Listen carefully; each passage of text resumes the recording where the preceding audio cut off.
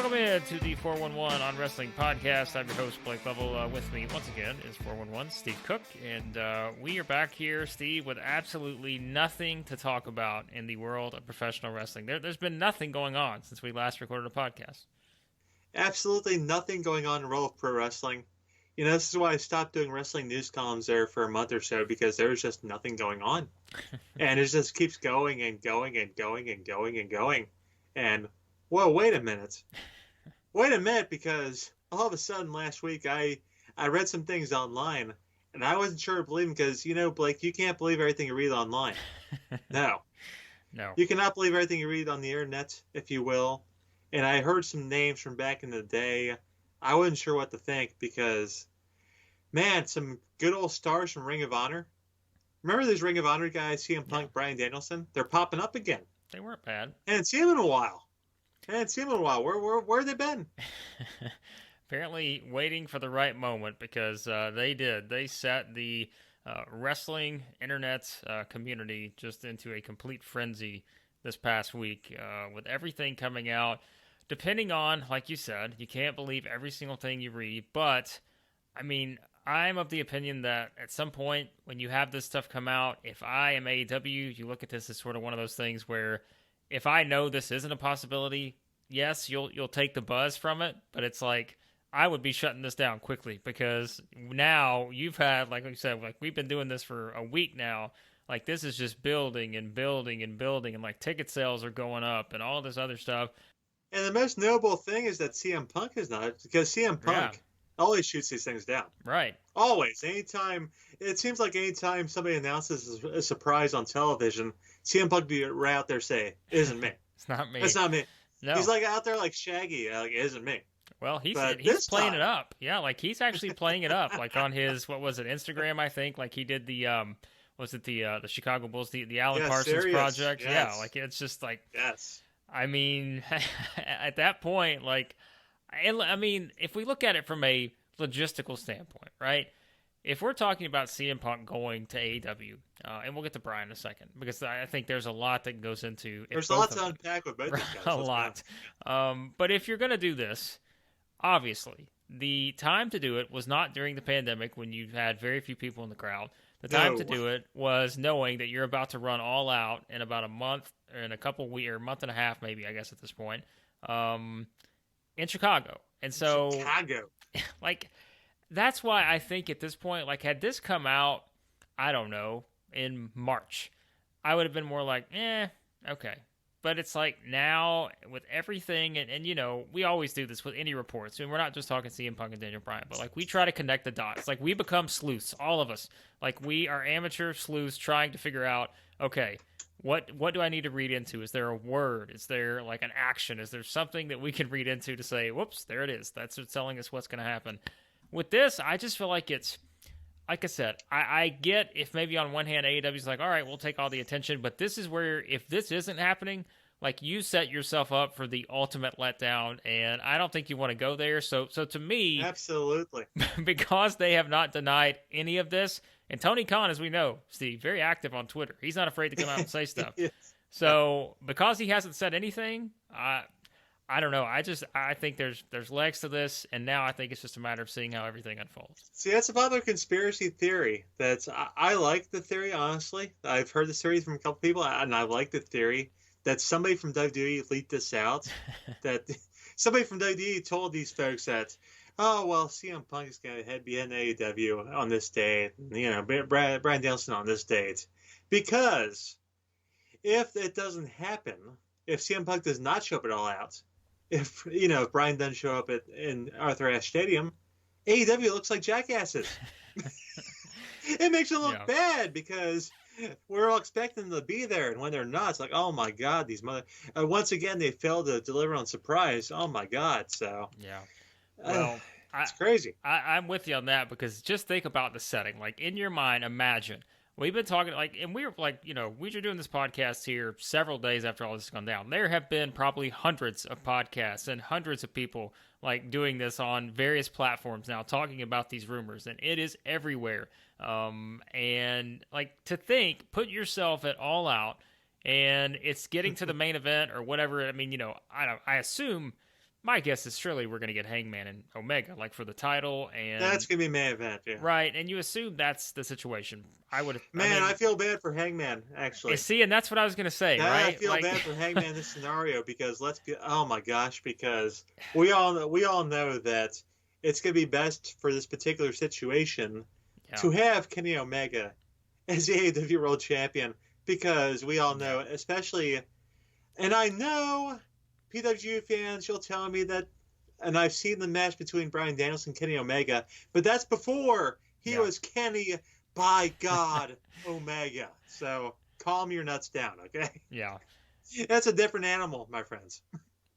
Well, and it's like, I guess it's how do you do it, right? If all right, let's stay on the Punk thing for a second. Like if Punk is going to show up at All Out, and you know you're doing that championship match with Omega and Hangman, that has to main event the show. It has to. It's like, I don't. If you let's see, if you have Hangman win, which, like you said, in that situation, if you're going to bring Punk back, I don't know what. Which I wish you would. Oh my gosh, well, I wish you would have. I know, because I'm a big Hangman Page guy. This feud is like it's hot. Like we say hot, like it's hot. Like this thing is like he's blowing the roof off of places. People told me Hangman wasn't over. He's over. He's over now. Like that's every crowd they go to, he is over. Yes, completely over. But that's where I'm like, okay, if you're going to do that as the main event, and let's say you're going to do the title switch where Hangman wins, I almost think it's like you have to do the Punk thing like to start the show or something, which I know is a different tactic because you. But I also think it's like pay-per-view, right? Like you're getting people's money. Why not just give it to them? It's not like they're. It really doesn't matter where you put it on the show. Yeah. So I think you almost like you have to do it early because otherwise you don't want that following Hangman's big win, unless Steve, I have a theory. There's no way that they're possibly, they can't play up any sort of CM Punk's never going to be a heel, I think, at this point in his career. But like, if you're can he? Like, can he do that? You think at this point? If one guy has the potential to make himself a heel, it's CM Punk. Yeah, I guess that's true. Let's be honest. Yeah. I mean, the guy can do it if he wants. If he wants to do it, he can do it. I suppose you're right. He can make the people hate him. I have no doubt. With all due respect to CM Punk, I mean, that guy is easy to dislike if you're inclined to dislike him. And it's kind of weird because I was the guy who back in the day, back when Punk was when ROH, I didn't like him too much. Yeah. But once he got to WWE, once he worked his way up, I couldn't deny it. Like, man, this guy's good. So I'm a fan now. And then people turn on him after he left because, oh my God, how dare you leave WWE? And I'm like, well, he had his reasons. I mean, you don't want to listen to him, but he had his reasons. Yeah. And then people clown on him getting knocked down UFC, and that's a whole thing. But no, I like the guy now. Yeah. I mean, it's kind of weird because I'm probably the opposite of a lot of the IWC guys out there who liked him back in the day and don't like him now. But I didn't like him back in the day, and I like him now. How about that? Well, that's listen, that's the credit to him, right, for what he's done. But here's what I think. Tell me what you think about this scenario. So again, if we assume this all comes together on the Punk front, and he's going to have to show up at All Out. At this point, there's no question about it because ticket sales are going up, like all this other stuff. There's no way, like we said, there's no bait and switch. Like AEW cannot pull a bait and switch, or they're going to be just completely roasted. They'll be roasted worse than they were for the exploding ring. Yes, that'll make the exploding ring look like nothing. Yeah, that was absolutely. And there's no saying which it was, but And you can't blame Kenny Omega for this one. Like it's not his fault when he made the drawing. Like you're not able to use that excuse. Unless Kenny Omega was the guy who didn't get Punk to sign. Yes, I don't think you're going to say. Unless Kenny Omega walked up pissed in his Cheerios or something. I don't know. Kenny Omega stole CM Punk's plane ticket, so he could not make Jim Cornette probably come up with something for you there. Maybe Kenny Omega. Maybe CM Punk saw Kenny Omega on YouTube wrestling a Riho or a blow up doll or something.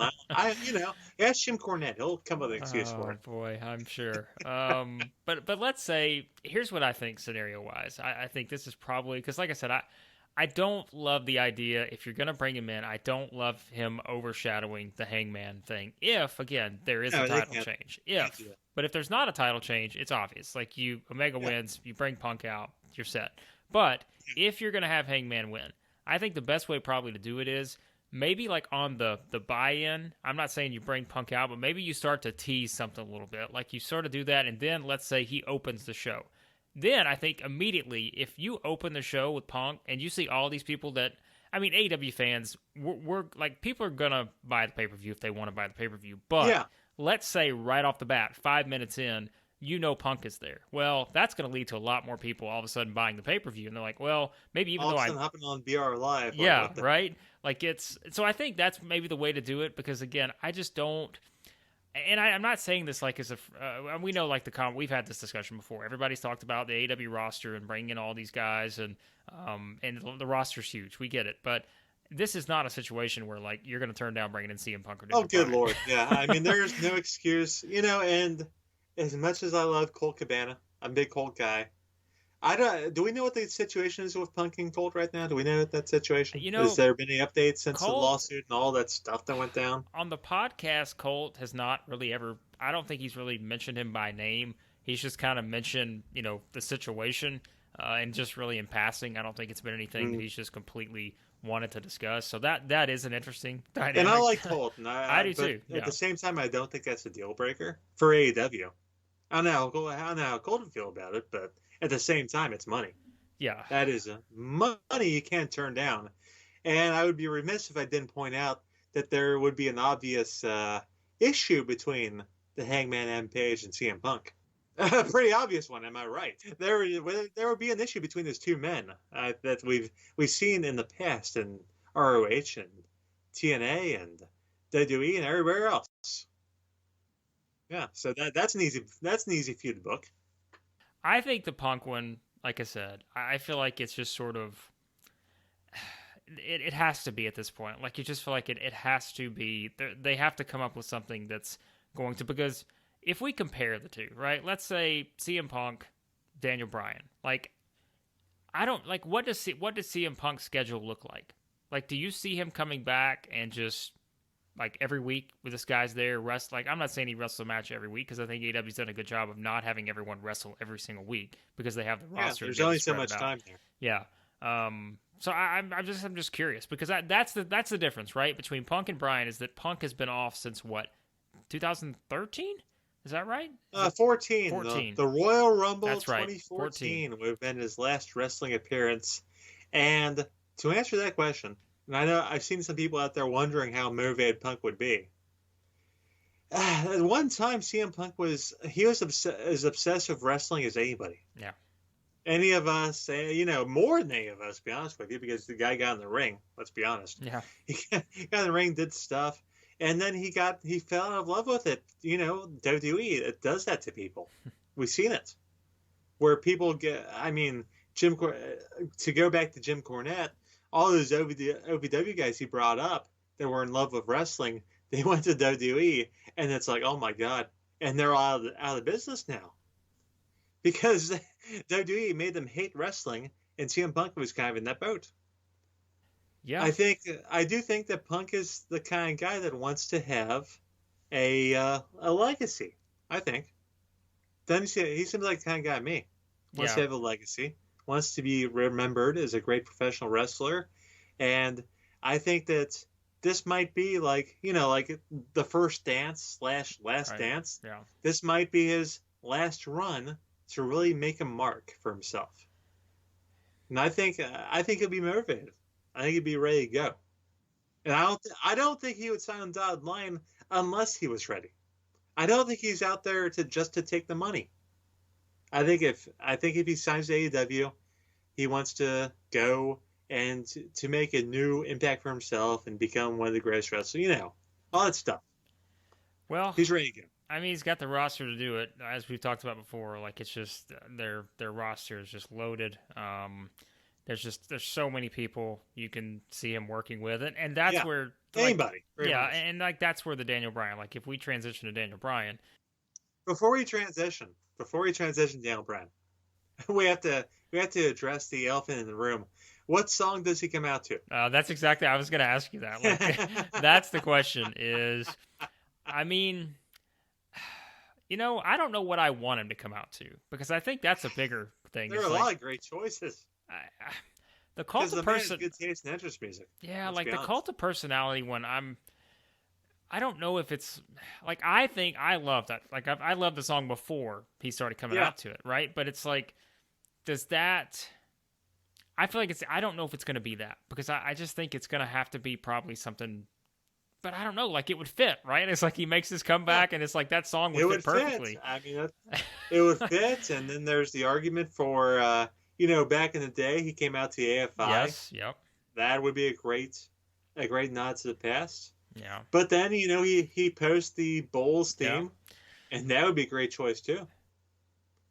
3 great songs there. Come on now. Maybe they lead in with the Bulls theme, and then like it's one of those two for the actual the AFI or the Cult of Personality. Like I feel like it's again. I mean, look, it's not a bad choice. No, and Tony Khan, as we've said before, unless they give him some generic stock music. There's no way they're doing that. If I'm CM Punk and I'm coming back and signing this contract, I'm like, okay. Yeah, he's not coming out with some generic stock music. You have bought themes for, let's see, Moxley, Jungle Boy, Orange who else? Cassidy. Orange Cassidy. Like, come on, Tony Khan, you've got the money. Yeah, like, just go pay for the, whatever in perpetuity. Just get it. We know Living Color is followed AEW, so yes. I think that that's probably most likely option. We'll see. It doesn't matter. I would lose it either way. There's not a bad choice. I mean, no. Living Color. I remember during the summer of Punk, back in oh my god, those were the days, my friend. Yeah, those were the days. Speaking of Summer of Punk, we talk about Summer of Punk 2 when he. Speaking of John Cena, there's another noteworthy return. But the summer of here's my we're not going on a path here of just WWE bashing, but that is one thing I always think back to. I will tell you, like it is 10 years later now, and I still think about what they did after CM Punk won the title, and I just think what a missed opportunity because he went right into he came back. What was it, like 2 weeks later? Oh, God, they went to Triple H. They went to Nash. Like I'm just like. Alberto Del Rio did a cash in. It was a debacle. I still think of that match that they had. It's like they booked that thing to fail. Well, they did, and but look, that ties into what you said earlier, right? About if CM, like if you could understand why this guy eventually had enough, and maybe that's one of how he fell out of love with wrestling. That's what happened. But if and if we go back to that in 2011, and then you think like right now, if let's say AEW had this exact same scenario. And they were put in this situation to where they had to run the exact same angle and all that. They have had Andrade El Idolo make the run-in on the main event between CM Punk and who would be whoever the John Cena villain would be. Well, you have to put Cody in there somewhere, right? Because he's a Triple H comparison. CM Punk and Cody in the main event. I don't know who the Nash. El Idolo would run in, and then Chavo or Vicky would run in and yell and scream and stuff. Oh my god! But see, like that's where I think it's different. Where the creativity, which is like what we're talking about here, with if there are reasons Punk and Daniel Bryan are going to sign with AEW, it's because of that creative element. To where if it was the same situation, I feel like Punk's he's going to New Japan to face Okada, and then he's going to. Wherever else, you know what I mean? Like I think that's what we talk about, and I think there's a whole universe there. Oh yeah, AEW. We saw where the New Japan thing. Nick Khan tried to slide in there and try to get that, but Tony Khan he got out from them. He's got the IWGP US title defenses. He's got a thing going on, so that's solidified. And it was kind of questionable because we know that Kenny and the Bucks left and people got their feelings hurt. But then at the end of the day, once things settled down, New Japan realized, these guys we got to go with. Yeah. Right? I think that we got to go with these guys. That's the best way to go. And now they got a partnership with Ring of Honor. And that's worked out good for the Strong Show with Brody King and Chris Dickinson. So there's a whole universe with them. And, you got... ROH with them and Impact's there, AEW, NWA's title. That's a whole universe there. It's crazy. Yeah.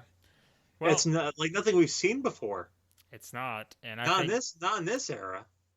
Because in this era we're used to everybody going by themselves and screw everybody else. But with all these promotions kind of working together, it's crazy. It's it's nuts. And I think that's that's one of the biggest elements because let's just go ahead and we'll throw this in here too while we're at it. Yeah. It's like if CM Punk decided he's going to come back to WWE and you're like, where what's the canvas that I have to work with? Well, let's see. You could go down to NXT and face the previously undefeated champion who lost on Raw in under 2 minutes to a guy that had been losing to everyone. Well, that's what Samoa Joe decided.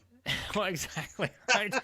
And you feel bad for Joe too, right? Because he comes back and he's got this big that poor bastard. I don't know. I'm telling you, Steve. I think he's probably not that poor. He's probably making some good money. Conspiracy theorists we talk about. I mean, in ultimate politics and politicians, I think there's something I feel like they just did this to be like, you know what? You're gonna sign Samoa Joe back. Let me just show you this real quick. We're gonna take care of the champ in under 2 minutes, and that's it. That's right. I can see that. I could see it. But that's WWE. Yeah. WWE has done some good things recently. We don't want to just completely Big E.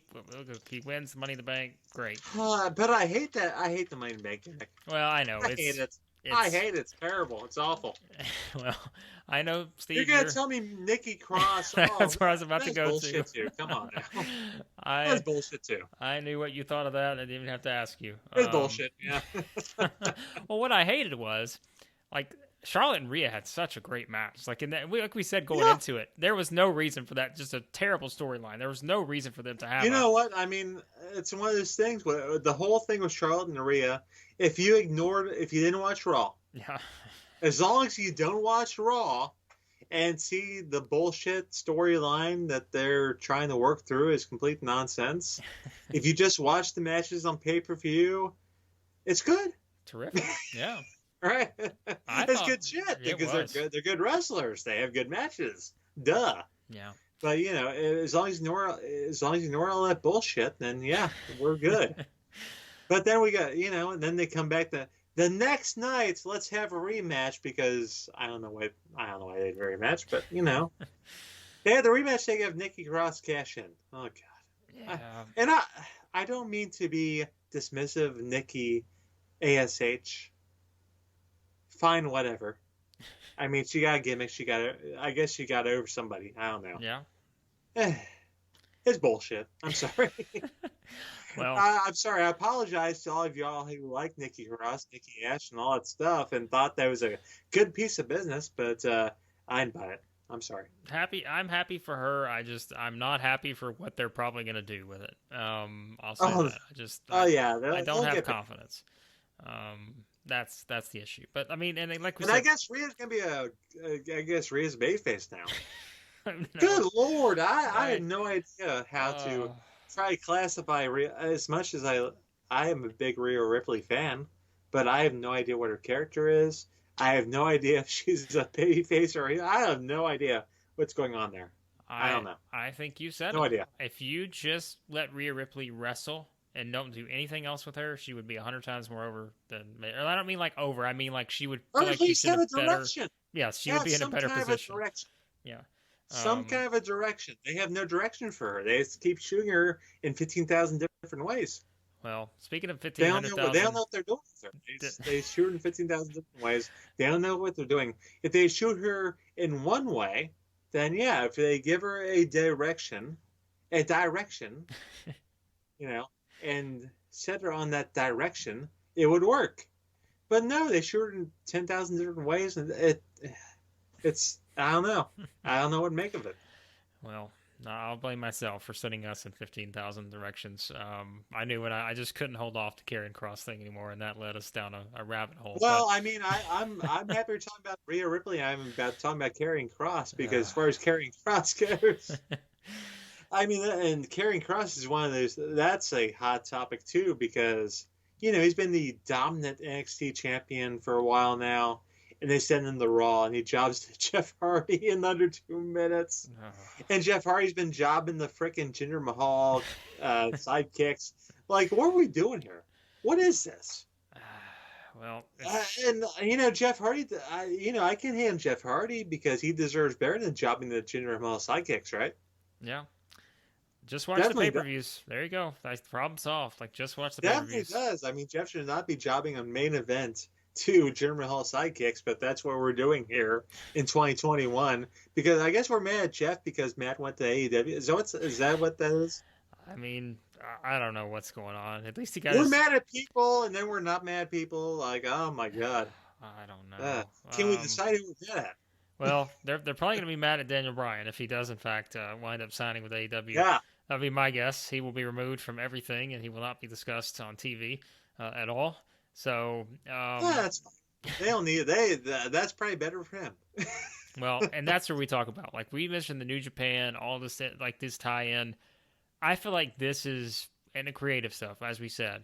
For Daniel Bryan, like, where else do you go in WWE now? You were pinned, and I'm not saying there's anything wrong with that, but, like, at WrestleMania, we've talked about, like, Roman booked as dominant as you could be. I mean, just dominated both of them at the same time at WrestleMania in the main event. So it's like, and Daniel Bryan said when he had the interview where he showed up, and he said he was just so detached from everything there. Yeah, I mean, he didn't care. Well, he didn't care. What does he do? Does he go to Raw and just like, think about that? He gets banished from SmackDown, but like, your alternative is what, to go to Raw? Like, oh god. Oh yeah, there you go. And then you go to NXT, and well, I mean, we know how much they care about NXT there. Yeah. Or you could sign with AEW and have probably 50 matches that you've never had before. Just in AEW. Like, then you got New Japan, you got G1, like, you've got all this other stuff.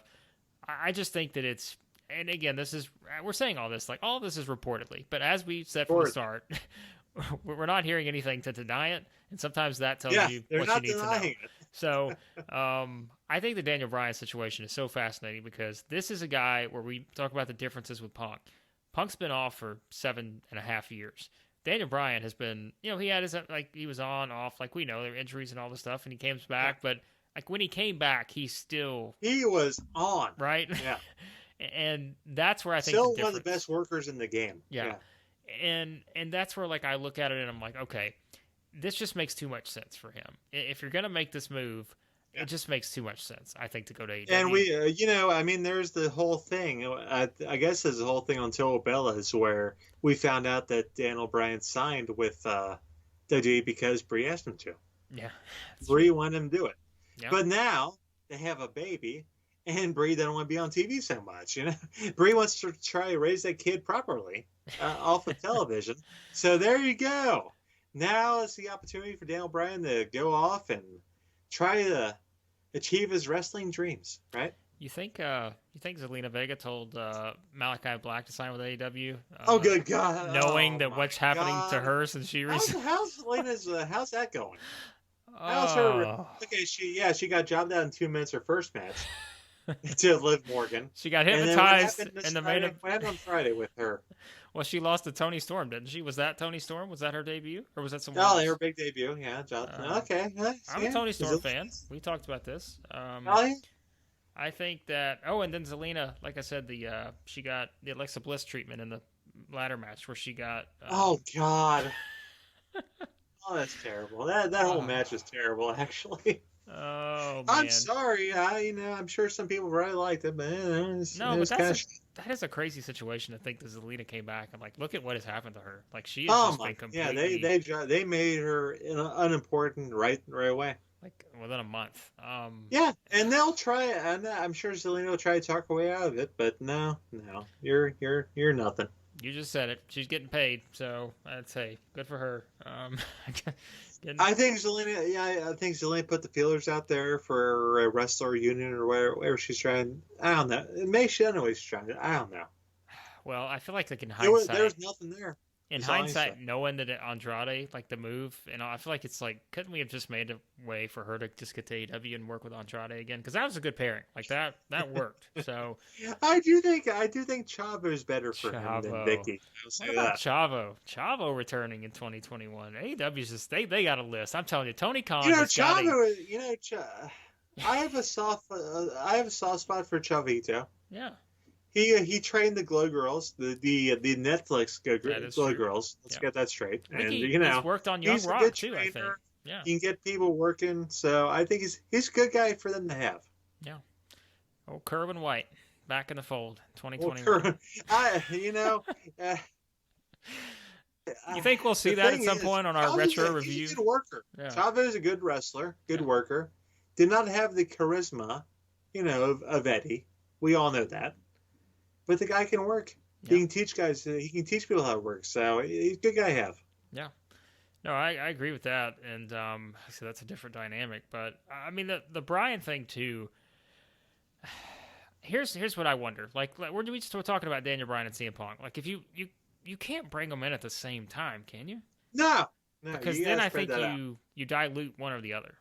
You I feel guys, like I mean, the All Out and the Arthur Ashe Stadium. yeah, That seems like a yeah. Because the proper spacing out. I think the Arthur Ashe one is that like September? That's like 3 weeks later, I think, 22nd. right? Something like that. Yeah. So Yeah. that makes sense. Gosh, it's just like I'm just fascinated by like, okay, let's say we're looking ahead to September. We know the AEW roster right now, and we see all that's there. But it's you look ahead to September, you're like, okay, you're gonna add CM Punk, Daniel Bryan. Yeah. My goodness, like it's like, I mean, we laughed about I this mean, last time. let's be, and I've said this before. There are some people on that roster who will not have their contracts extended. Yes, exactly. Yeah, I that's a mean, good Tony point. Khan's, they're not going to fire people because they know that WWE got a lot of heat for firing people during the pandemic, Yeah, and it wasn't a pretty picture. So they're just going to let people's contract expire, like they did with Awesome Kong, with Shauna, with a number of different people. They just let these yeah, contracts expire. And I don't know people's contracts. I don't know where the dates are, so we'll see some people's contracts magically expire. yeah, yeah. Because And you just can't manage it all, and like you said, especially now, you're not doing the 2.5 hour dark elevation, and yeah, so there a lot of people will disappear. yeah. So Except except hopefully El Fuego del Sol. He needs to be Fuego, that guy. oh, Fuego needs to be around. Fuego has been an Sign AEW dark Fuego. star. Sammy Guevara's vlog, like Sign Fuego. Fuego is Oh, everywhere. he's a man. Maybe that's the dream match: CM Punk and Fuego del Sol. Yes. So maybe that's what he's coming back for. Maybe that's the one that's really sold him on it. That should be Punk's big debut. That'll be his big first match back against Fuego del Sol. Speaking of dream matches, do you think we're gonna get Sting and Orange Cassidy? Do you think that's ever gonna happen? I feel like they sort of teased it a little bit, but I think that what we saw was what we got there.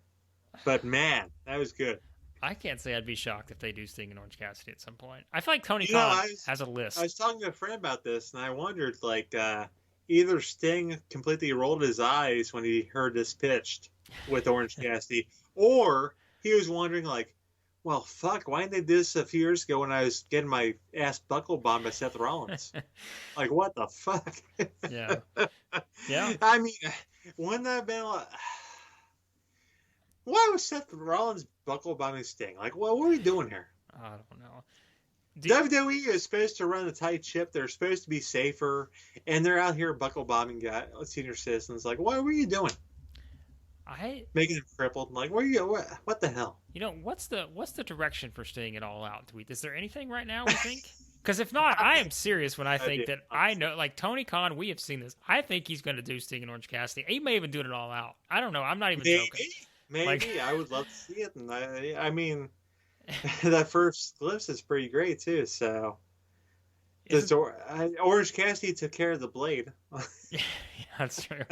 Well, so we'll see. I mean, maybe possibly Orange Cassidy versus Sting. I would like to see it. I feel like that's like, what was it? Orange Cassidy and Minoru Suzuki is still out there. Like that hasn't happened yet. Like it was supposed to happen. Slow being in the chest is freaking fantastic.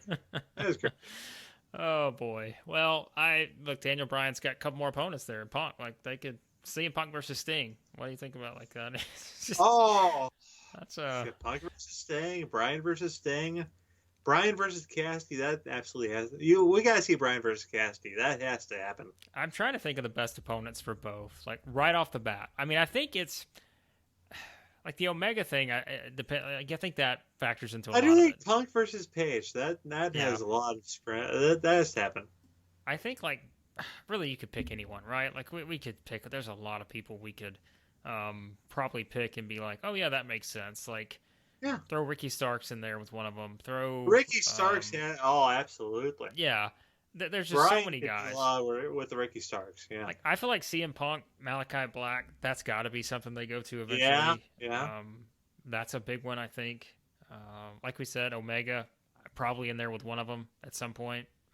That's my guess. I mean, Oh I think yeah, you have to do that. with both of them. Yeah, Omega's got to wrestle both of them. Yeah. Like here's the question for you, which they're not going to do it now because they're about to do this Black and Cody match, and I think Black's just going to destroy him before Cody goes. He goes and shoots so the Cody y'all do his reality go big show.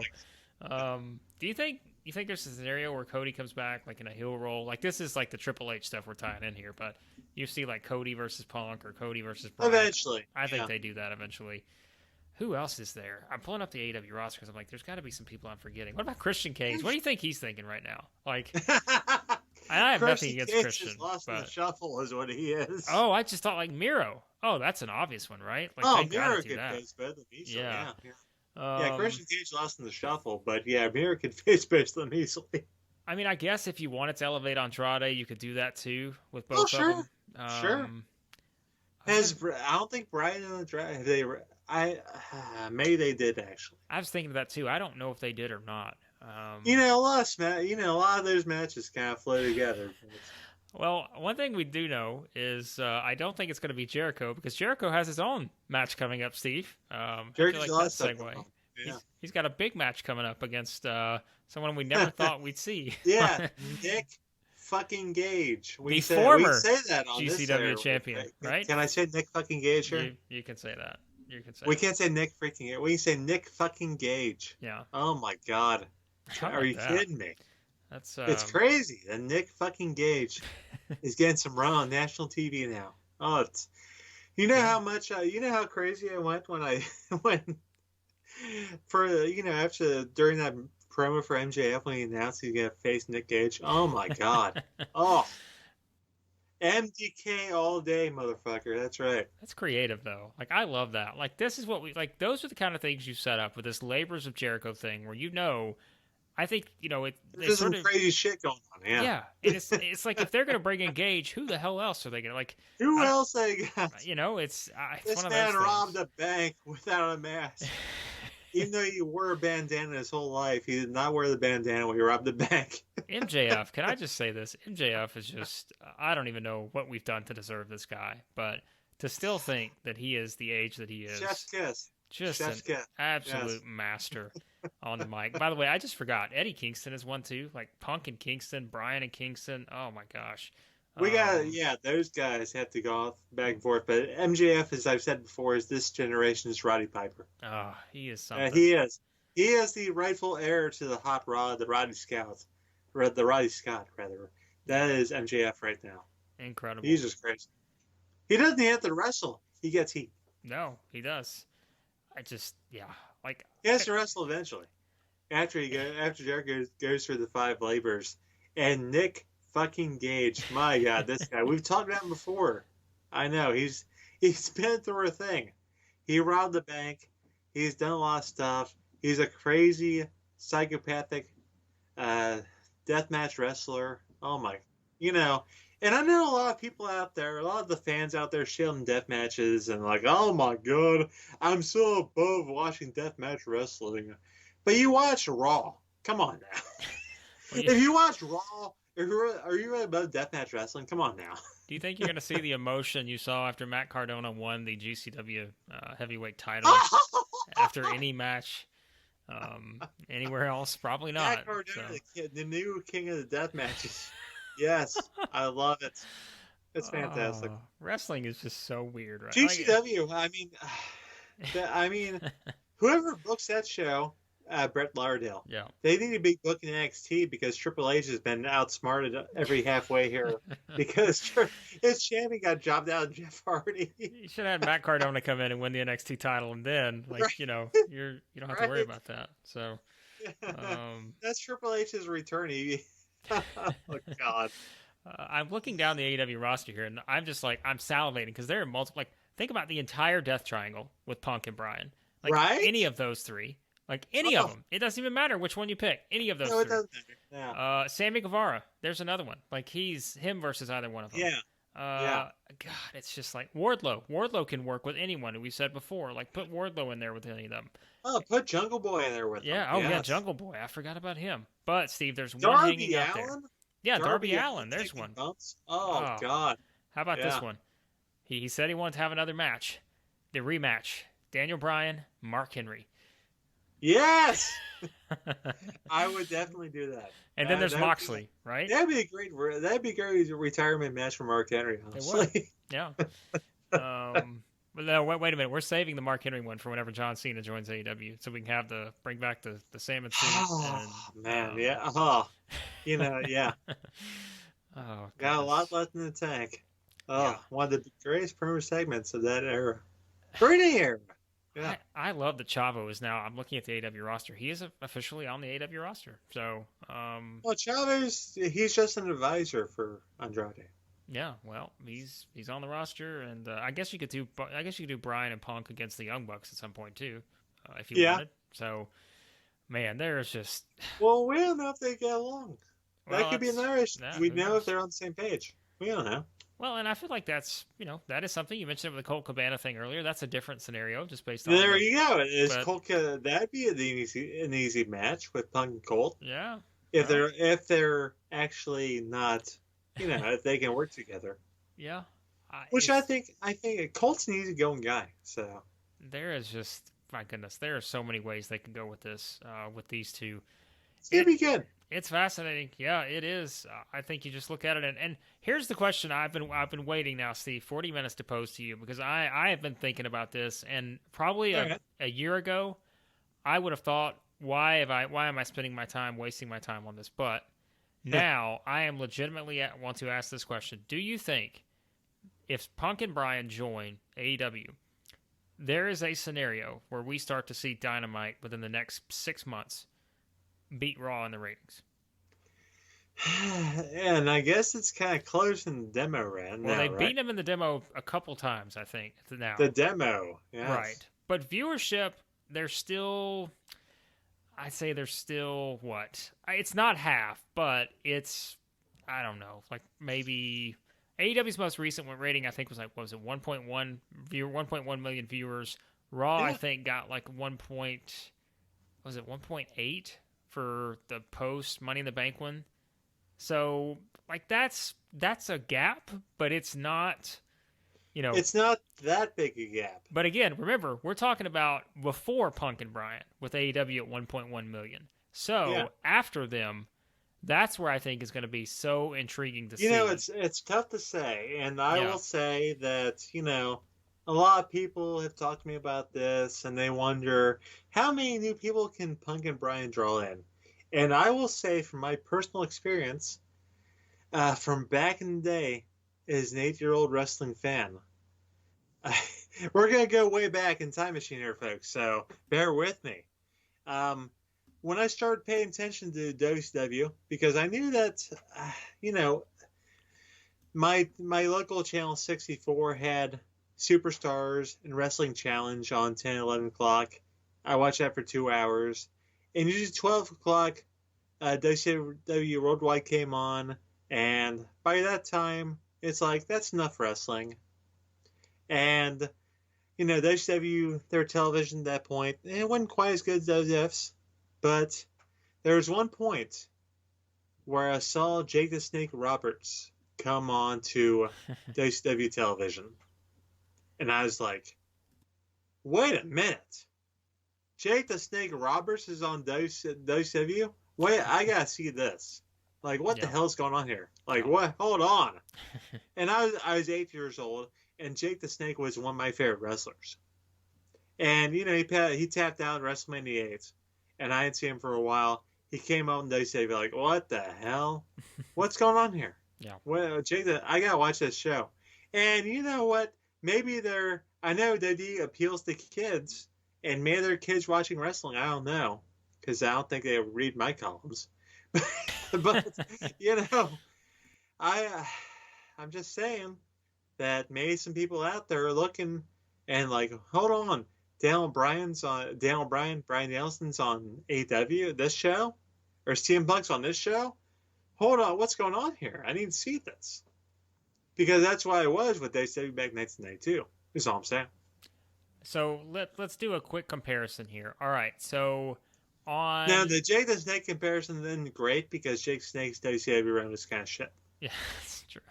That didn't go too well because Jake the Snake got a great payday from K.O. and Fry, Yeah. But then once Bill Watts got control, Bill Watts had a different idea of what Jay the Snake should be making. Yeah. He's like, oh my God, get Well, this guy, fuck. maybe Jake's responsible for AEW's bump in ratings too. So We love Jake the Snake here. we do. All right, so here's a comparison for you. So the Raw on July, I think it was the 6th, maybe. So this was still during the Thunderdome, so keep that in mind. Yeah. It drew, I think, its lowest viewership in history, which was 1.472 million viewers. Okay? Now, if you compare that to the post Money in the Bank, I said 1.8 a minute ago. It's 1.9. So they do 1.9 for the most recent edition after Money in the Bank. AEW for Fyter Fest Night 2 does 1.148 million. So, and again... Well, if you ask Jim Cornette, that's not a big number. Right. Jim Cornette thinks that there should be like 10 million people watching wrestling every week, apparently. Well, and like the thing about this edition of the Fyter Fest Night 2, like it had a lot of big stuff promoted, but nothing would match a Bryan, a Punk buzz, right? And so let's just there's nothing on that show that matched that. No. And we've said this before, but it's like for us, like what do ratings matter? Like they don't. Like we're just it's a fun thing to look at, but it's like we're not running the business here. They're not a huge deal. These companies have contracts and all this stuff, and with the networks and all this other thing, they don't really have to worry about that much right now. But I think it's fun to compare the two because that is what we look at. Like WWE has always been the flagship, beyond past losing the 83 weeks of the Monday Night War. Like they have been it, and yet, SmackDown's numbers, AEW's not topping SmackDown's numbers, I don't think, with Punk. No, I mean, Bryan. They better not. No. If they are, Fox has some issues they need to look at. Well, that's the luxury, too, of having Fox as a partner, at least for now. Yeah, at least for now, because Peacock thing, who the hell knows what's going on there? Yeah, so I'm curious about it. I really do, because I wonder, fans coming back is obviously giving, and having Cena back, Goldberg's back, like John Cena's back. I don't know about Goldberg. John Cena's back.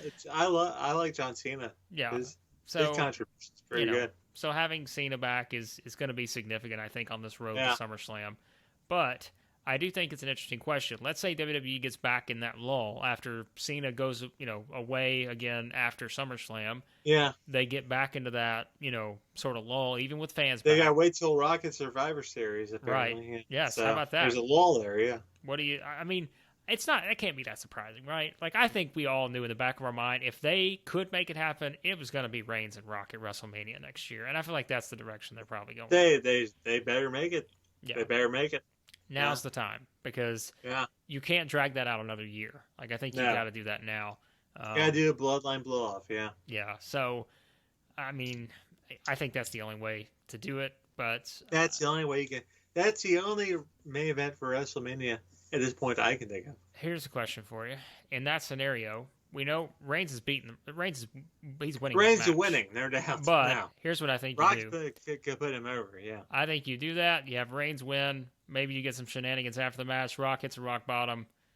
You end WrestleMania with Big E cashing in or something. I don't know. Like, I guess. I mean, that would be the biggest moment to do it, right? If you're gonna. But the only thing I don't like about that is what you said earlier. You have a baby face with a briefcase, and I don't like. I hate the baby face with briefcase. Yeah. I hate it. I hate it.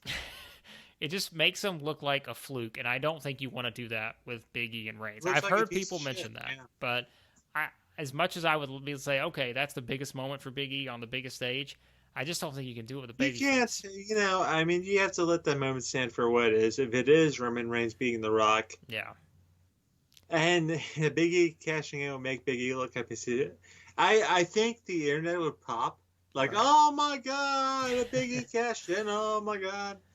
Yeah, they make him look a piece of shit, I think. Short term works, long term, not a good idea. Yeah, yeah, that's probably the best way to put it. Well, that's going to be fascinating. No, let's hope that doesn't happen. God damn. Well, I don't know. Maybe they'll hold that Tell off. Big E, let Big E know. Yeah. He'll know. If Big E knows, he'll make it sure that doesn't happen. Yeah. See, that's where I think like initially. Big E is a smart guy. He knows. Just have Big E win the Rumble, and then you know, Yeah, Biggie. Yeah, Biggie. you, If Biggie is a smart guy, he knows what'll work for him, what doesn't work for him. Yeah, he'll take care of himself. yeah. I, Well, we'll see what happens with that. That's months away, but as we said, there are more things. honestly, Biggie should go after Lashley because he. Well, here's the point where it's like, I don't know who beats Reigns. If it's not Big E, who beats Reigns? Like, I just don't know. The Rock. Well, again, right? Like, there is no one else even in the stratosphere of Roman Reigns. And listen, I don't even think Big E's there in terms of just the character yet. But No, Big E is not there, honestly. but Honestly, Big E should cash in on Lashley. On Lashley makes more sense. yeah, That makes more sense. But see, if they do that, then I'm like, who's gonna beat Reigns? Is anyone ever gonna be like? Is Reigns gonna just be? I don't know. I just he's gonna lose somebody. It doesn't matter. We don't care. Well, we'll see. I don't know who he's gonna lose to, but I think it should be Big E. I just don't know how it's gonna happen. So please not in a cash in. I just don't like it unless it's just what was it? Rob Van Dam, was he the one that cashed in? It was just like, all right, I want an actual match or whoever it was. So yeah, I don't know. We'll see. But there you go. There's some thoughts on the just craziness in the world of wrestling right now. Lots of hypotheticals because nothing is set in stone. So we will await to see the buzz there with how this turns out with Punk and Bryan potentially at AEW. What happens WWE-wise with The Rock maybe coming back at SummerSlam, all this good stuff. So we will see, Steve. But for now, you kind of teased it a little bit earlier, talking about Jake making the jump. Speaking of jumps, you have got a column on many who have jumped ship before in wrestling, as we could be seeing Punk and Bryan do. And I thought that was a pretty fun list to go back through because there's been a lot of them when you look back that were pretty significant. It's one of my favorite things as a wrestling fan back in the day, where a lot of these wrestlers jump ship. You know, they didn't stay in the same wrestling promotion forever. Yeah. You know, WWE kept people in the same wrestling promotion forever, but not now. And not back in the day. Oh, man, some good stuff. Yeah. So we got top 7 promotion jumps. A lot of good stuff there. The botch columns. A lot of good things going on. Some good times. Yep. Check it all out, 411mania.com. You can check out all of our columns over there. And, of course, all the news. Now, Blake, did you think I forgot something in that column? What did you forget? I'm asking you. Let's see. I'm trying to think. Oh, I did notice the one. I looked at the comments, which, as we know, that's sometimes not a good thing to do. But, yeah, I'm asking you. What did I forget? I know a lot of people mentioned the Radicals was one. That's a tough one. But listen, it's your top 7, tough. Right? But I don't know. There's a lot of jumps. That's what I was gonna say. I don't think There's a lot. I know it changed things, but to me, WCW was already like. It's just like they're cooked at that point. I didn't care about him anyway. So that's kind of what I thought too. Like you have Luger, like I'm not gonna spoil it all, but like you have Lex Luger at number 6. Like, that's a huge one, and like I don't think that compares to the Radicals. I think that's significantly different. Luger is a lot bigger than Radicals. So because Luger's for the first episode of Money Nitro. Yeah. When you're watching that show, you see Lex like what the fuck, and even though Luger wasn't that big of a deal in WWF at that point. He was getting phased out. And you hear rumor in the say, oh, we're going to phase him back in. Yeah, whatever. He's getting phased out. So he jumped ship, and we don't blame him for it. But he shows up on that, like, oh my, and nobody expected it. It's like, what the hell? Yeah. Lex Luger, what the we got to watch this show. Yeah. Right? I think. Hey, it was the right place for him because Lex Luger and WCW worked a lot better than Lex Luger did WWF. Yeah. Yeah. I saw someone else mention the Rick Rude one. Like that's a fun one. It's not it wasn't significant. It was not. Yeah, but it was like that's a fun one. If Rick Rude wrestled, it would have been a much bigger deal. Yeah, it was a fun one. Him appearing on both shows, definitely a fun one. That's why I mentioned this because he would jump from Raw Nitro. It was fun. I'm trying to think. He didn't wrestle, so it didn't matter as much. I'm trying to think of other ones that, like, if there's anything else that I would have thought. Like, someone else mentioned in the comments the Taz one. That's not a big one either, but, like, in terms of moments... God. Well, the Taz one showed been a big one, but they fucked that up. I was going to say, that's one where it's like, you can't really look back at it that way. Because Taz got fucked up pretty soon after the Yeah. Oh, and then by the way, I saw that someone in the comments started a countdown of the worst, moments for wrestlers jumping ship, and Taz. people were bringing up like Brett to WCW. There's another miss there. I mentioned that. Yeah, Brett WCW was the worst, probably. Yeah. So that poor bastard. Oh man. Well, no, it's a fun read nonetheless. As you said, there's a lot of ones, and I think the number one is like one of those where people, you think about it, but then like once you actually remember, like, oh yeah, obviously that's the biggest one. So, I mean, you gotta go back, and when Hulk Hogan jumped from, I'll go and spoil it. Whatever. When Hulk Hogan jumped from the AEW, yeah, that was it. Yeah.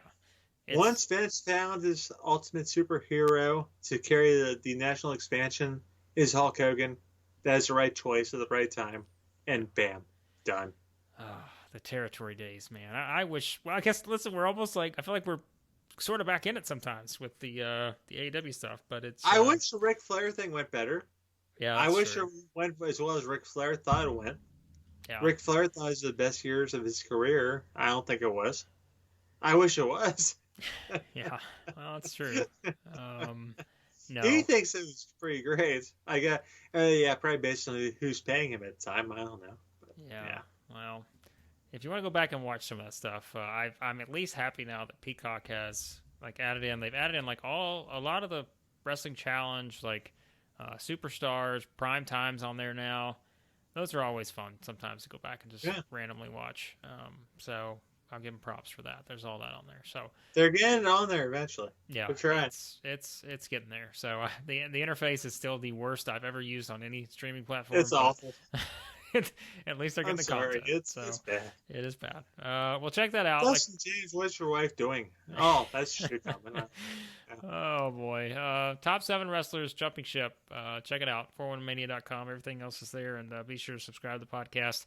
Any podcast app you use, you can find it there. And as always, we've got the link to the GoFundMe for Larry Zonka's family in the show notes. So continue to share and contribute if you can on that. And we have kind of, Steve, we've made the Backlash 2002 episode. I know we've pushed that back several weeks now. That's like the Bret Hart Tom McGee match, where it's like the hidden gem. We're gonna keep pushing things back with Bret Hart, Tom McGee, with the Backlash 2002. Well, and then there's the Judgment Day 2002. Yeah. That's coming. That's coming. We still got those coming. By the way, we've already recorded. Live public. Just like we've already recorded the Backlash, and we just haven't put it up yet because there's just been so much going on with the craziness after Money in the Bank, and now we've got this stuff with Punk and Bryan. So I'm pretty sure the Backlash one's going to go up this week. So just if you've been waiting on that, which I know all 2 of you have. But still, it's going to be fantastic because we talk about a lot on that Backlash show coming off of the one we did on the WWE draft. Then we'll have Judgment Day, and then we'll probably mix it up a little bit with some SummerSlam watches. Steve, I know, has recommended we want to do SummerSlam 1995 with Diesel and King Mabel. We got to do that. Oh god, we got to do that. Yeah, that is on our list. So if you've been patiently waiting to hear what we think of SummerSlam 95 with Diesel, Mabel, yes. Undertaker versus Kama in a casket match, Bear Horowitz versus Skip. It's all there. Or maybe a ladder match. Yes, there's also that on there too. We plan on going back and checking that out. So be sure to subscribe. That way you don't miss that we do have coming up. But as always, thanks for listening to the podcast, and we'll talk to you next time here on 411 on Wrestling Podcast.